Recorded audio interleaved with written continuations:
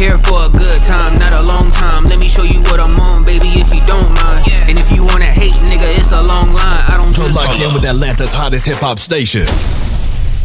The Hype 87.3.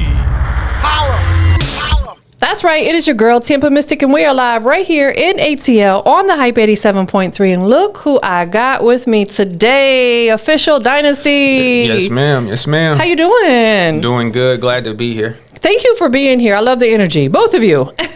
Yes, ma'am. My manager, I got the best manager in the world. Man, I'll tell you, she's so professional, on point, responsive. You do have the best manager. Yes, ma'am. Very grateful.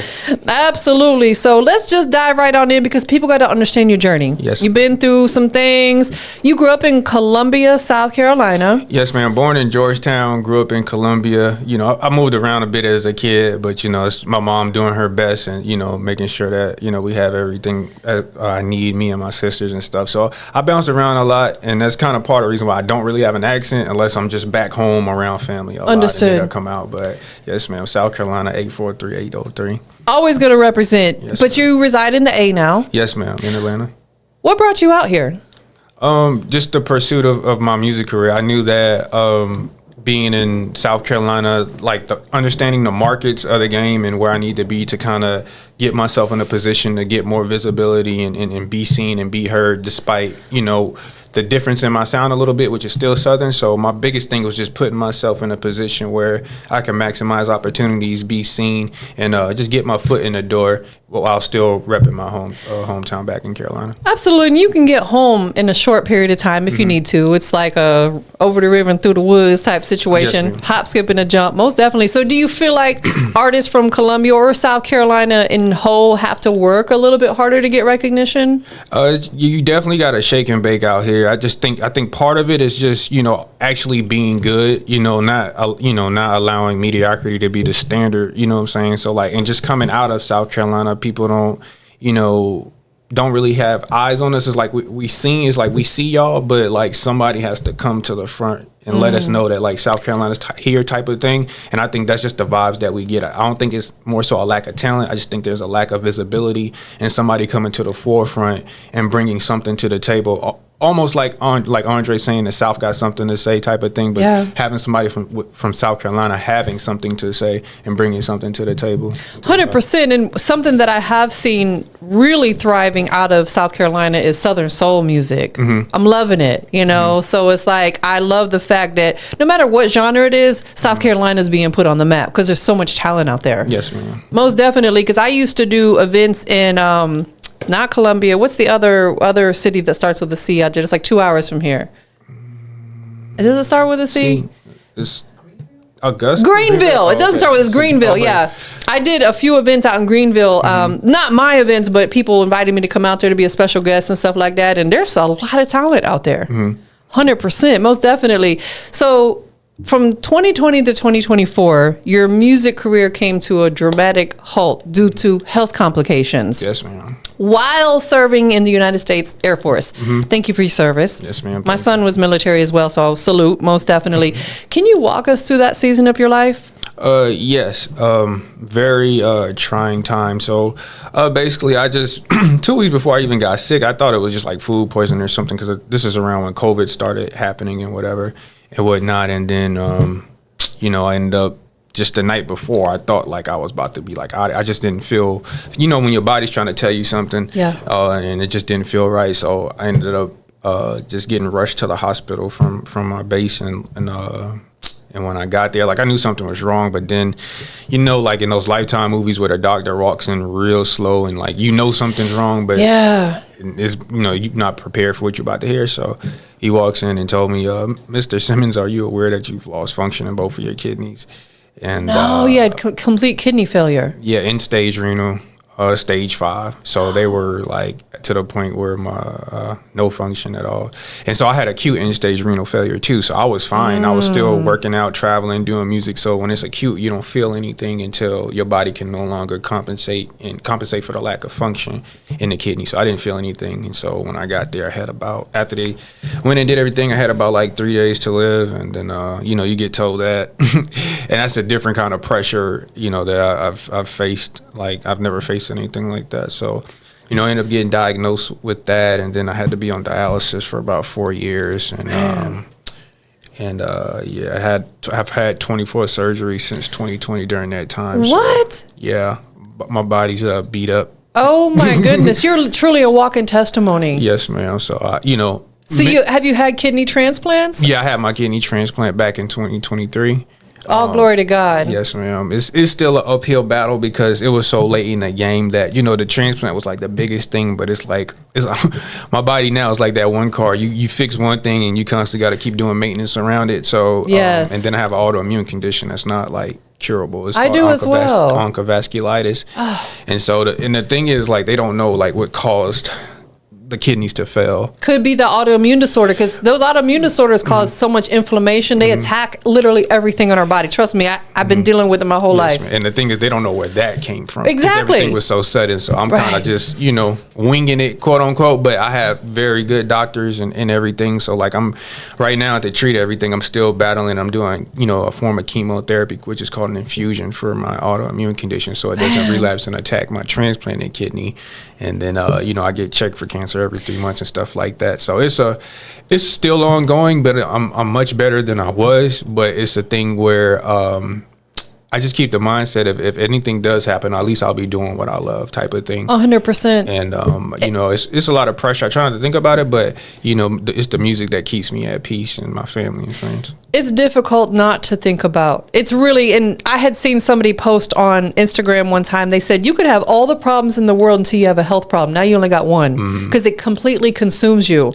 I too get checked because I have Sjogren's syndrome, which is very similar to lupus. I was diagnosed with that like 25 years ago, and I still have, right now, I haven't put it out to the world, but I'm kind of dealing with something because of my autoimmune disorder. And I just had to have an ultrasound done because they check for cancer. And it's a lot. It is a lot to deal with. People don't realize what goes on behind closed doors. That's why we have to be kind to people. We don't know what someone's going through. Oh, definitely. So, you know, I try to, you know, just keep tailoring. And you know, when I first came back, you know, I showed everybody, you know, took them kind of on my journey. I did like a little, not a mini vlog, but like I just did like a visualizer, and I kind of did some spoken word over it and made a little video and just showed people what I was going through. And then the first couple of songs, I made sure like they kind of represented my comeback and what I was going through. And then like kind of going forward, I just kind of sprinkle it in here, you know, still, because there's other things in my life I go through, but you know, I make sure I still have some form of substance in my music when I come along, and not just, you know, just rapping for like really the fun of it, even though I'm in having fun, but just having something to bring to the table with myself. Absolutely, because I feel like we all need an outlet. Yeah. We need something to pour into, and because otherwise it can consume us. Like they say, idle mind is the devil's playground. And it's like, you have to keep yourself busy, because if you're just sitting home doing nothing,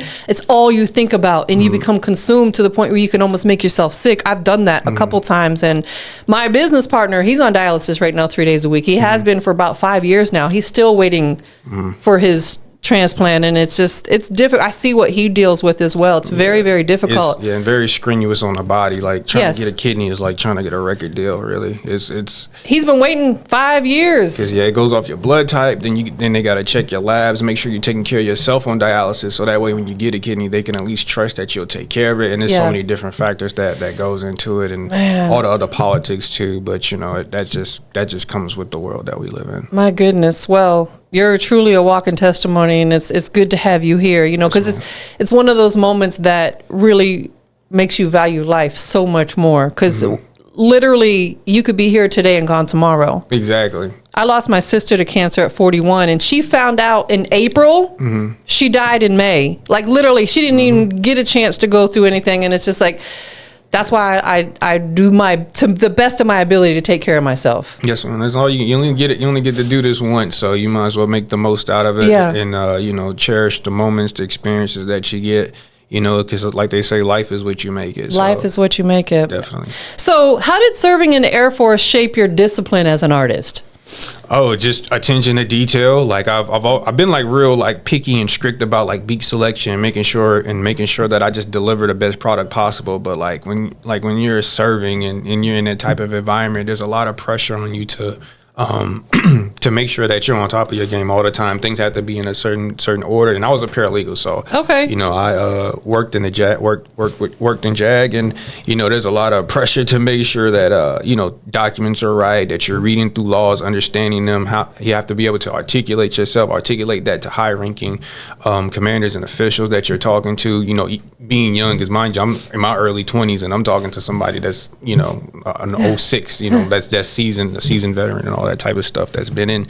So you know, everything just from the lyrics, the craft, all that just, you know, kind of, you know, work together to kind of help me just continue to get better, elevate my lyricism, elevate my songwriting. It's just the attention to detail, and a lot of producing I'm doing myself, but that also comes from studying and watching some of the greats and just seeing in studio footage of other artists saying, like, I know I need this, like that. Right. Understanding the terminology with the engineer so you can get on the same page. So it's definitely a process, but when people hear the music, I feel like it speaks for itself, and they can tell that like I'm serious about it, like I'm serious about my lyrics, my songs, and stuff like that. And so it's definitely helped shape me, because I feel like the craft is something that I feel like it's taken for granted, because all people check for is a beat and a hook and want to see if it's a hit, and looking at data and numbers and not pushing this thing forward on what it started with, which is just, you know, just good vibes, good music, but also saying something, you know.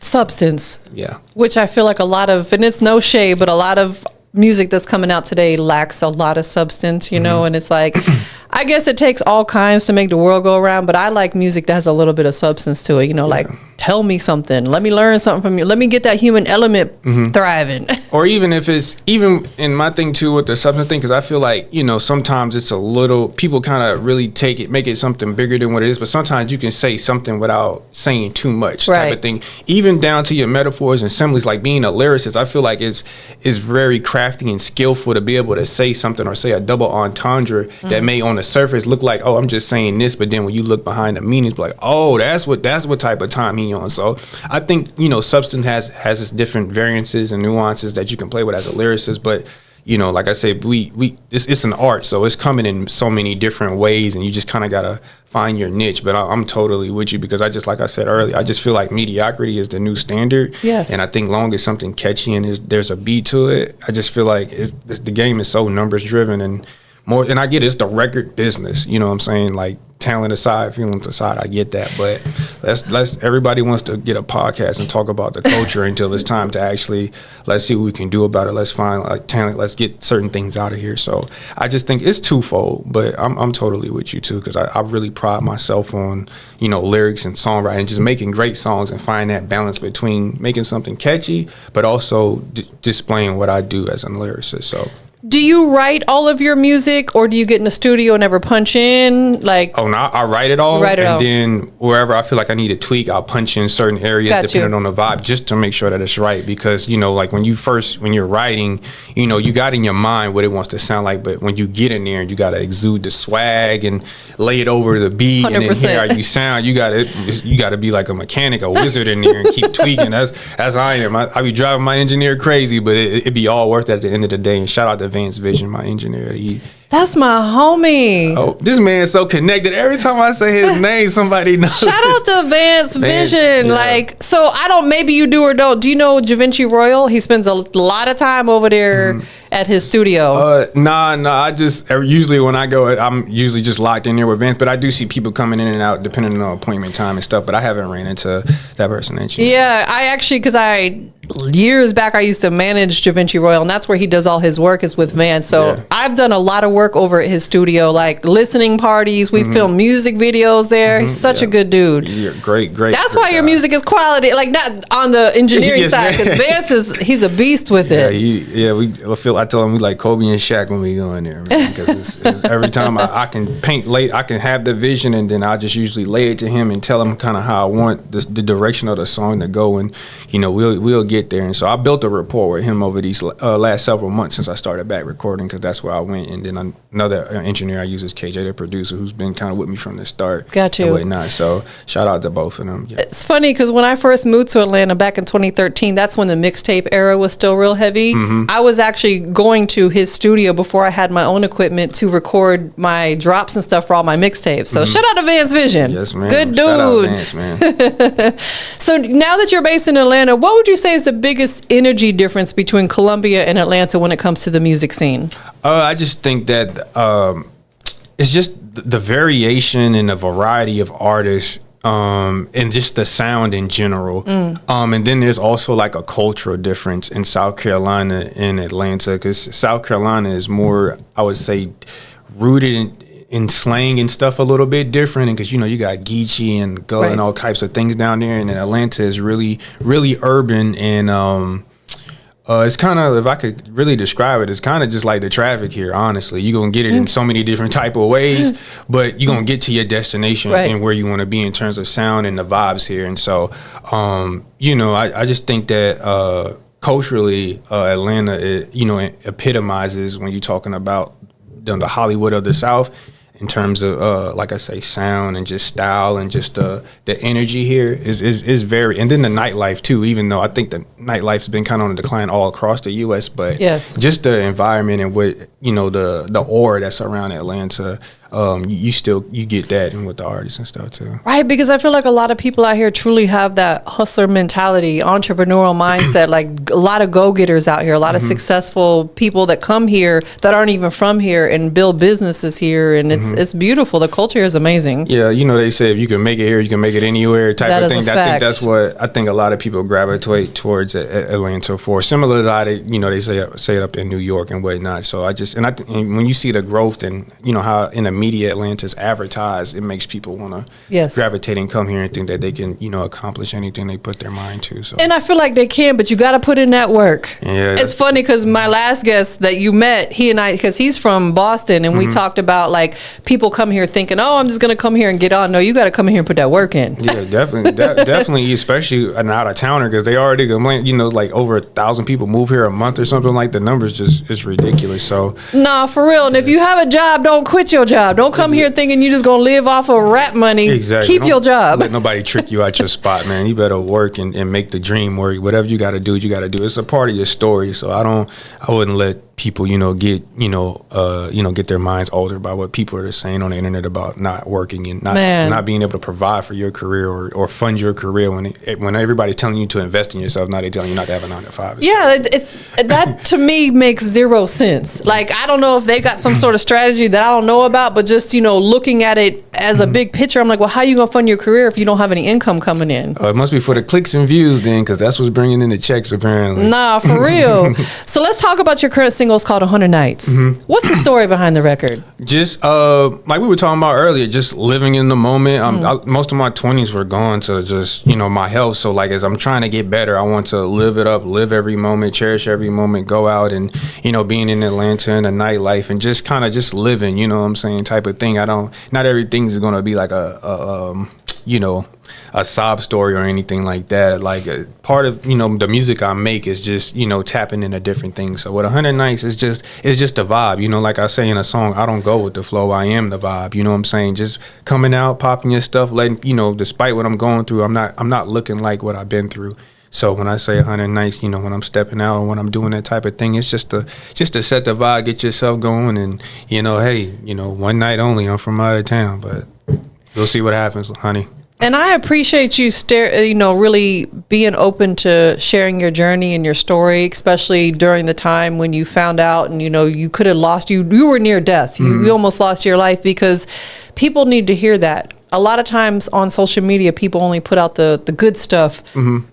We need to know that life is real. Like, it could happen in a split moment. So I appreciate you being so transparent about that. The world needs to know. Yes, ma'am. And I'm still working on trying to make sure I get content around it, because a lot of times, like, a lot of people can hear things, but I think seeing things really resonates with people, and like I just did a freestyle recently. Like I've been doing them, but like just seeing me kind of in the element, and people like seeing me kind of flow, and seeing how my energy matched the bars that I'm saying, I think it hits different. So I'm gonna definitely continue to kind of push it, do interviews and stuff like that, so they can really, you know, kind of see that I'm living what I'm rapping, and it's not really a facade to like get on type of thing. So that's why this type of stuff is so important. I tell artists, you can't miss out on the media portion. You need to tell your story, your journey. Even if you don't have a major story yet, you got to start somewhere. Yeah, that's why I never get like people want to be all mysterious about, but they want to be on, they want to be major, they want to be big, but you want to be mystique about your presence. Like I know you want to be felt the same way you want your music to be. I just never understood that. But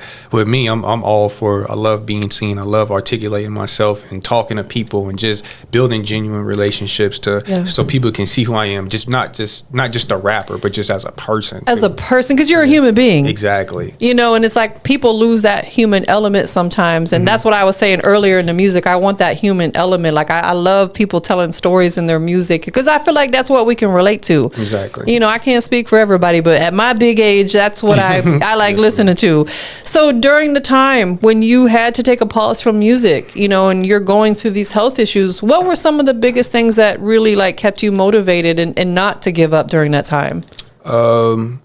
Well, you want to hear a funny story? So before I switched distributors, me and Shaniqua, my manager back there, we one thing that kept me going is like we checked I checked my distro kit just to see, because I was about to switch over distributors, and I had like over 2 million streams, but it only equated to like $100 or something, like $105. It's crazy, right? But it showed me that people, you know, despite me not even being active, there was still an audience checking for my music, and I felt like I was a good talent at the time. But where I'm at, like as far as my talent and stuff right now, I feel like I'm just so many levels ahead. But just to kind of see that the music that I was making then still stuck with people, during that time was also like a breath of fresh air for me, because it's just tough being down. You know, because prior to me getting sick, I was going to South by Southwest. Yeah. I had just ran an ad on one of my new singles that was called No Cap at the time, that did like 78,000 views with organic traffic within like a day or two. And I had another single in the stash that I felt like was going to be a hit, and just everything was like lining up, and it's one of those things where you work so hard to get to a certain point, and then slowly as things are starting to line up for you on your journey, it's like, you got to start back over. You got to get tested. You got to do something again. Yeah. And that's the hard part.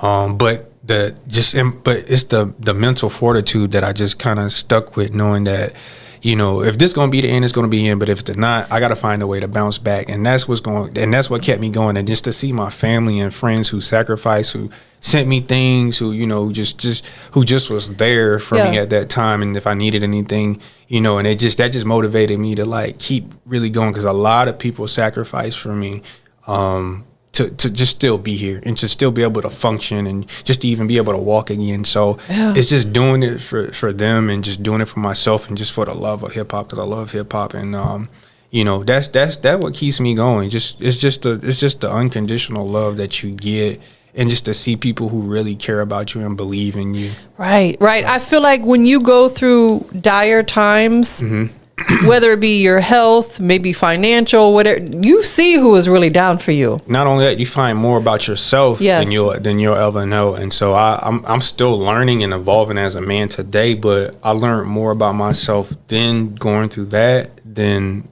I've done at any point. And I faced a lot. I faced, you know, we've all faced adversity at some point in our lives, but that really was like a turning point, because now that's like the shape shifting as I approach 30. Well, I'm in my 30. Well, I just turned 30, so it just. Happy birthday! When was your birthday? It was in August. So, okay. Yeah. Well, happy birthday coming up. Yes, so. No, you're absolutely right. It really teaches you something that this industry can't, going through those times. How do you, and then I know it could vary, but typically on a day-to-day right now, how do you feel like on a physical and mental level? It varies. So, some days I just don't have like really the internal strength to really do all the things I need to. Some days I really have to rest to keep my, my pressure down and stuff like that, blood pressure and whatnot.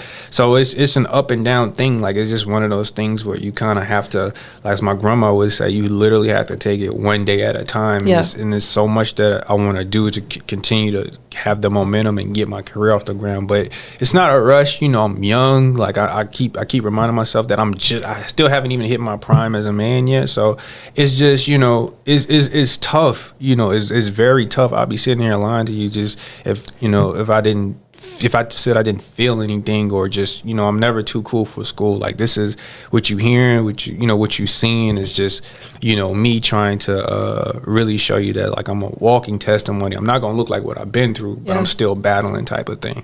So it's just tough because I just never know how I'm going to feel. So absolutely. And too many people take life for granted. They just get up and they can go and they feel good all the time. And I'm like, you've obviously experienced more detrimental than I have, but I've had my fair share of health issues because of my autoimmune disorder, and I've ended up in the hospital because of it. And people don't understand, like, if they've never experienced that, they don't know what it's like to go through that. It wears on your mental, like it can consume you. Yeah, you just I just stay grounded in who I am as a person. I really have a solid foundation for the values and principles that I stand for. Yes. And just how I was raised too also. So you really, sometimes the answer is just, sometimes you really got to look within and just, focus on things that you can control, and everything that you can't, you don't worry about. You just continue to do your best with the things that's in front of you and what you can't control, and just go from there. And that's the best advice I can give, or anybody that's even going through anything. Like, I wouldn't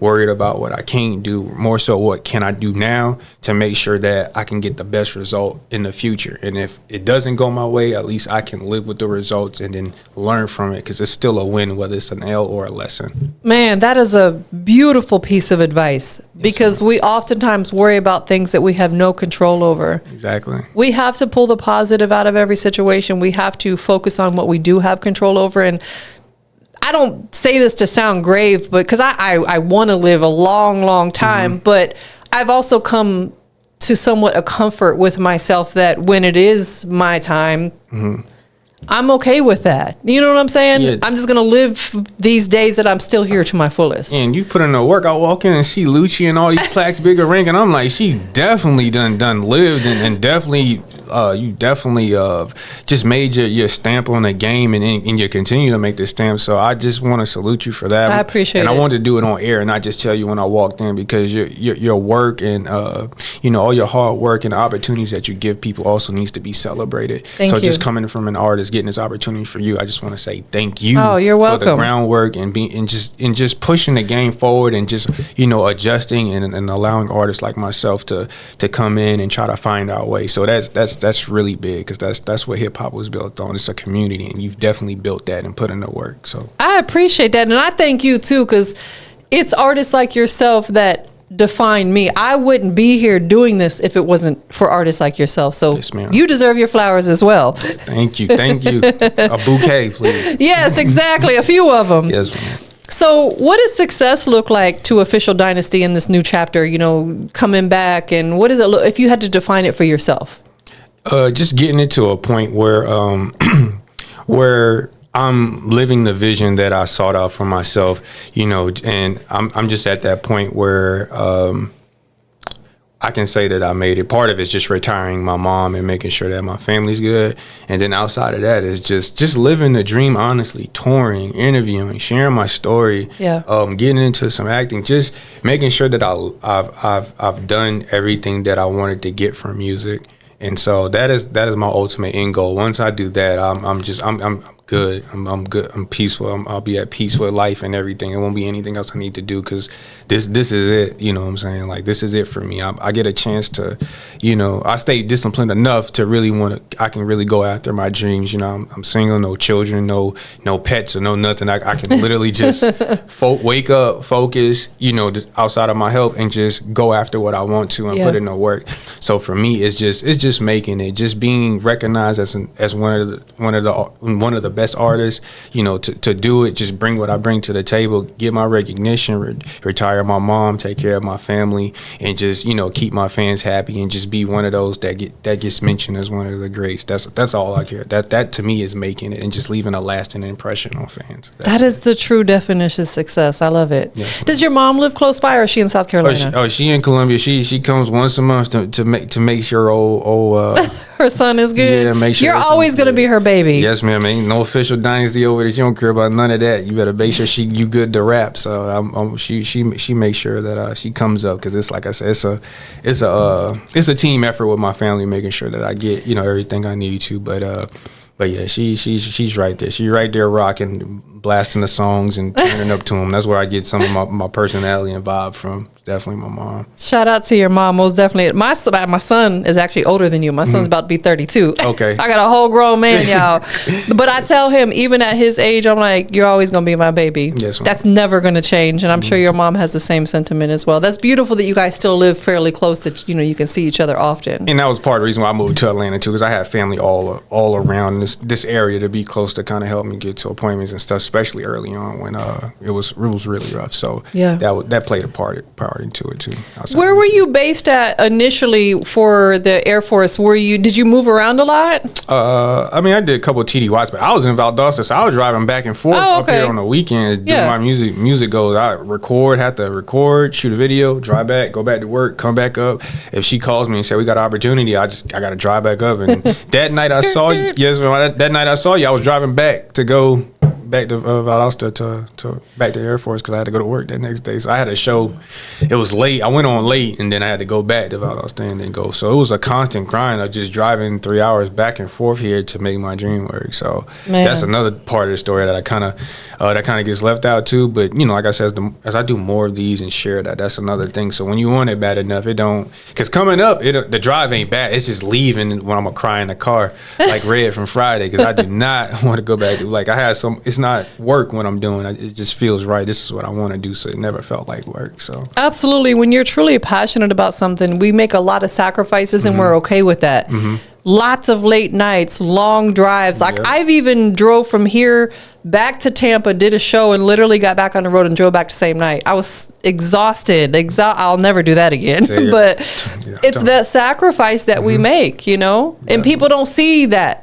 They don't see that, so they need to know all the hard work that you've done throughout your journey. And definitely, and I just want to say that people, and what people don't see, you keep that as a mental picture in your mind, because while they're in the comments judging you, you know what you went through to get here. Yes. So never lose sight of the grind, even though I know everything's supposed to get broadcasted and posted as content, but the things that they aren't seeing, I wouldn't get discouraged, because I had that issue too, because it's like, how am I going to show the world everything when, you know what I'm saying, even though I'm just getting judged off what they seeing, but in my mind, I know what I've done to get here and the sacrifices I made. So never lose sight of who you are and the work that you put in, because even though they're just seeing a finished product, and even if they are seeing part of your journey, just never lose sight of that, because that's what's going to keep you grinding and get your skin thick, because a lot of people are going to have a lot to say who don't know you. But at the end of the day, as long as you stay self-assured in who you are, it won't matter.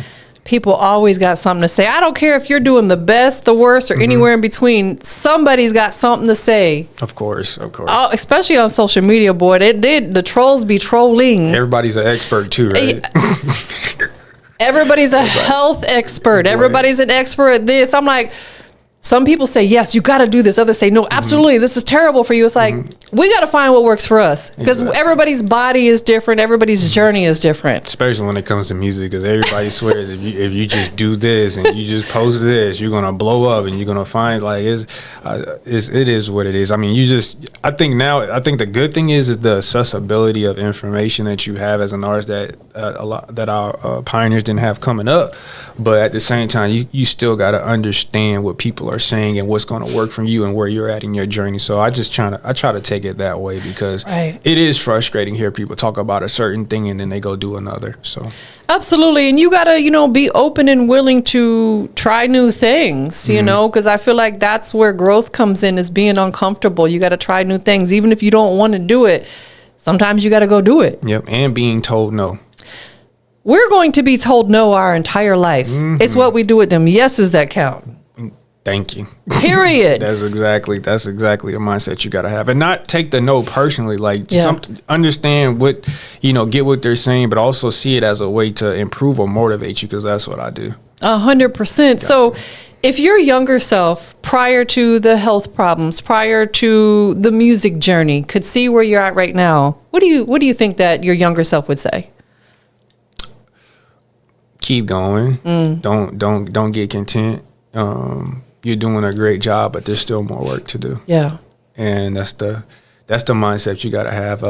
Really, just what Kobe said: job not finished. Job, Right. So you just gotta keep going. As much as you celebrate those small victories and whatever, I'm still not where I want to be.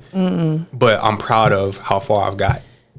Exactly. You have to be proud where you are in the moment. That way, it's like, if God forbid something happens and we cannot continue and go further, we can't have a shoulda, coulda, woulda. Like, live every day to the fullest and be proud where you're at. Yeah, and I saw 50 Cent say in an interview, and I think this is why Get Rich or Die Trying is just such a classic. 50 was saying in an interview, he said, my goal is to get rich, or I'm going to die trying in the process. So even if I go, at least I'm doing what I love. I was trying to get rich 100%. Or trying to change my life, quote unquote, so to say. And so that's basically to kind of sum it all up, because that's what I'm doing. Because even if I happen to go between now and then, at least I'm doing what I love, and that's all I care about. That's all that matters. You're doing what you love. So is there a album or EP in the works that we can anticipate? Right now, Tamp, I'm just strategically just releasing singles, just growing the audience, building that up, so that way I can at least have a catalog. So if any opportunity pops up between now and then, I can leverage that and then give the fans a product, some of my best product possible, because I've already have EPs and stuff lined up from what I did before. I just had to rebrand it. So I had a mixtape called Nightwave. I changed it to Hall of Fame because my name, official Dynasty, at Dynasty is just just consistent success. So that's why I changed it to Hall of Fame. And then I got a thing called R&V where I rebrand, and it's more so of rap, the hip hop and R&B type of vibe, type of mixtape. So I'm going to come back and re-release those. I just want to continue to release singles, give fans different vibes, build my catalog, and then come back and partner with somebody like Even to, seeing ROI, and then also build a community, because it really just ain't about the money, but it's also, once I build enough catalog up, then give fans a full body of work, because I'm still trying to grow and, I'm still getting back on my feet, doing everything. So it's just going to continue to be releasing singles weekly, giving fans different vibes. I mean, it's still going to be, I'm really releasing songs in like an album format, but now it's just different vibes. But it's going to be coming soon. But for now, I'm just going to continue to give fans content and release singles weekly and build it like that. And then the EPs will be dropping soon. I feel like you're absolutely doing it the right way, because let's be honest, we're in an era where people have a short attention span. That's why short form content, people love it. Doing reels, that's why Instagram has stories and reels and Snapchat and TikTok, is because we're in these type of interviews. Yes, we put the full thing out, but you can clip it up too. Because people have a short attention span. And so you have to build that anticipation. Yes, and I learned early on too, like, why would you want to drop like 15 songs or 12 song EP when you haven't built an audience or nobody knows who you was? Correct. You just spent all that money on mixing, mastering, recording time, and then you don't even do nothing with it. You just drop it and hope that it blows up, type of thing. Yeah. So you're better off just releasing your singles, building your audience, running ads, putting some marketing, investing in your marketing, and then once you build that and you build your brand at the same time, then you you can invest in a full body of work and continue to build your brand off that, because those albums are really those markers of your brand. Your singles are just showing the people who you are, and that's kind of in telling your story. So that's what I'm using the singles for, Yes, and whatnot. So I just learned early on just not to hustle backwards, because you know, as you go, you still figuring. And I was following that old format too, not the mind. It's like almost 10 years ago. So you know, the game was different then. So you were able to release, you know, little mixtapes here and there, but you know, going forward is just, you know, singles, and then just like I said, you just want to continue to build the audience, build your brand as you release those singles, and then hit them with a full body of work like that. absolutely. So we're gonna check out the song. Before we get into it, anybody that wants to follow your journey, where can they keep up with you? You can follow me at official Dynasty _95 on Instagram. Also, that's the on TikTok as well. I'm on there. So, and on Twitter, I'm PMG Dynasty _95. So you can follow me on Twitter, formerly known as X, formerly known as Twitter, Instagram, and TikTok. So those where people can check for me. You're a 95 baby. Yes, ma'am. My son's a 94, so I was like, I know, yeah, y'all right there. 90s. 90s babies. What a time to be alive. What a time to be alive. Who do you want to give thanks to that's really been loving you and supporting you? Just all my family and friends. Honestly, I can't really just single a person out. I don't think I would be just doing everybody justice with that. But and they know who they are, and just being here, and then and like I said, Shaniqua, my manager, if I just found someone that believed, like if I found a significant other that believed in me as much as she did, man, she's amazing. This beauty over here. Yeah, she and we're cousins too, so you know. Oh, so that's dope. Yeah, so you know, on my grandmother, our mother. My father's side, yeah. Her mom is my aunt, so. Yeah. Oh, okay, dope. Yeah, so when you talk about somebody been there from the start and believed in it and saw me as like, she was there when I was a raw prospect out of college, and I gave her my first mixtape and whatever. But you know, when I say you somebody that's gonna ride and somebody that believes in you, not because we're family, regardless, because she would have told me I was trash a long time ago and be like, you know, I think you should do 20 years in military, get you a family, retire on a beach somewhere. But she saw it from the start, and that type of belief and love, man, and just someone having your back like that. Even when I was sick, she still was there, like, well, when you get better, I'm here. Even if, as long as, you know, the reality of it, obviously if I couldn't get back on my feet, we would know, but yeah. You know, she saw me fighting and pushing back, and just knew. And like I said, when you have somebody that believes in you that much and can see it, even though when you can't see it sometimes, that's really a battery in your back for you. So, you know, her and family and friends, man, and they know who you are. I'm very grateful to have the support system that I have, and the people that support me. I'm just very grateful. 100%. Well, thank you so much for being here today. You guys brought the beautiful energy through, and I'm here for it. I'm loving it. Yes, ma'am. So let's go ahead and check out the song, if you can introduce it for us. What's up, y'all? This is official Dynasty. Here's my new single called 100 Nights, produced by JR808. Hope y'all enjoy, man. Let's go. Y'all stay tuned. Come and see what all the hype is about. Tune in to The Hype 87.3.